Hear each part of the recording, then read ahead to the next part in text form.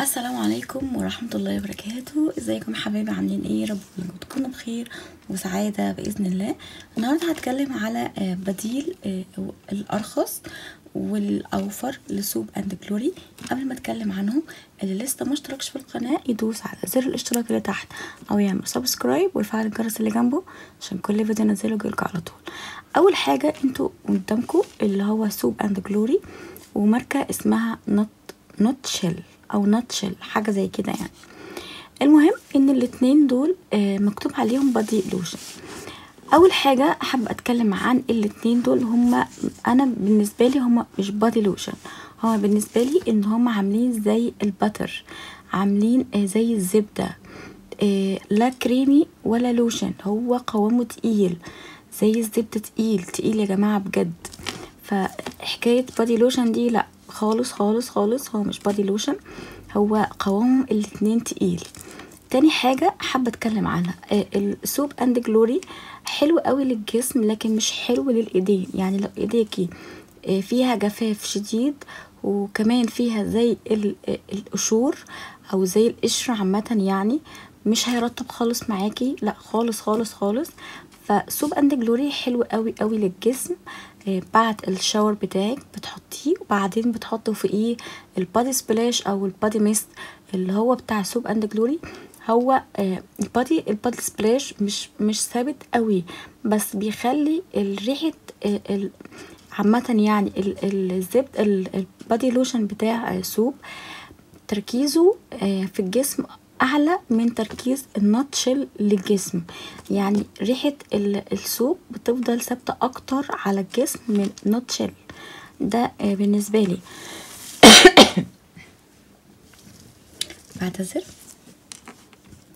بعدين سوب اند جلوري غالي يعني دلوقتي. انا مش فاكره جبته بكام، بس ده جبته السنه اللي فاتت، فانا مش فاكره جبته بكام بالظبط، بس هو كان غالي. فهو 500 ملي وده 465، يعني مفرقتش 35 ملي. ده كان سعره ده انا جبته، بس انا ممكن اسيب لكم لينك جروب ممكن تشتروا منه لو انتوا حابين يعني. هسيب لكم لينك جروب تاني. انا جبته، مش فاكره انا جبته من مين يعني. تاني حاجه ده انا جبته من زي الابليكيشن كده بتنزليه زي امازون زي نون، اسمه الخراط، اعتقد اسمه كده يعني، مش فاكره بالظبط بس اعتقد اسمه الخراط ده فيه حاجات كتير، فيه ماركات كتير، انتي بتشتري منه اللي انتي عايزاه وبتتسوقي منه زي امازون زي نون، وتدفعي كاش مع الدليفري. فانا بالنسبه لي ماركه ناتشل عامه انا كنت بدور عليها على الاونلاين عامه فما لقيتهاش. بالصدفه كده لقيت حاجه اسمها الخراط، ابلكيشن بتنزليه بتطلبي منه كل حاجه. فانا جبت الصراحه المجموعه بتاعته، بس انا لسه بجربها. انا جربت البادي لوشن بتاعه، فعشان كده حبيت ان انا اتكلم عنه واقول ان هو فعلا البديل الارخص والاوفر مكان سوب اند جلوري.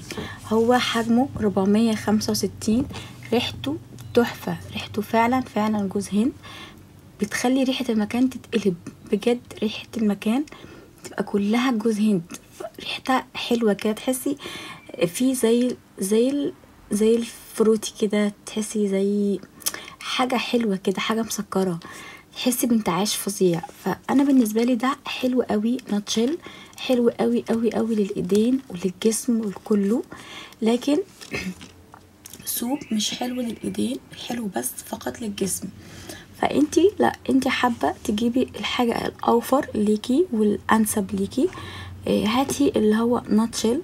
لكن ده انا جبته بحوالي 100 وحاجه، وكان عليه اوفر حوالي 10% او 11%، مش فاكره بالظبط، بس انا جايباه ليا فتره. يعني هو بياخد وقت اكتر من نون وامازون، مش عارفه ليه، بس هو بياخد وقت اكتر يعني كطلبيه بتاعتك بتاخد وقت اكتر من اللي هو ده، من قصدي امازون ونون.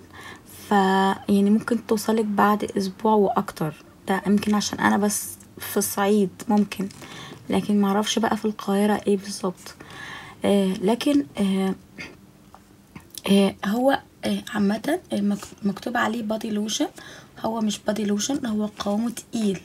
يعني بصوا هفتح لكم من جوه عشان تشوفوا قوامه. بصوا شايفين؟ بصوا تقيل، شايفين؟ مش بينزل، تقيل تقيل تقيل قوي قوي. فعايزه اقول لكم ريحته تحفه جدا فوق ما تتخيلوا، ترطيبه فظيع، حلو قوي للجسم، للايدين، للرجل، حلو قوي قوي قوي. انصح بيه يا جماعه، لازم تجربوه. المنتج ده خرافه خرافه بجد. اما سوب اند جلوري هو غالي، مش هقول لكم على الفاضي لا، لان هو ريحته حلوه الصراحه، بس اللي حابب يجربه لا، ما انصحكمش تجربوه. هاتوا ده احسن منه، اوفر لكم وارخص لكم، وفي نفس الوقت ريحته حلوه. ف يعني هاتوا ده، يعني انا من وجهة نظري، بس اللي حابب يجيب سوب اند جلوري يجيب ده زي ما يحب يعني. بس انا بالنسبه لي، انا لو كان ده قدامي الاول وحد نصحني بيه كنت هجيب ده الاول، بس انا للاسف جبته مؤخرا، لكن ده انا جايباه من السنه اللي فاتت. فعايزه اقول لكم هو قوامه تقيل قوي، فهو كميته كبيره، ممكن انت تجيبي مثلا انت وصاحبتك، او انت وكذا حد من اخواتك اصحابك، تقسموه. من وجهة نظري لان هو كبير قوي، اللي حابب يجربه. هسيب لكم لينك ده ان شاء الله، جروب ممكن تجيبوا منه، وهسيب لكم ان شاء الله، يعني هعرف اعمل ابلكيشن، اللينك بتاعه هسيبه لكم ان شاء الله برضو تحت في الديسكريبشن لو عرفت. بس هو اسمه الخراط، يعني هو اسمه الخراط.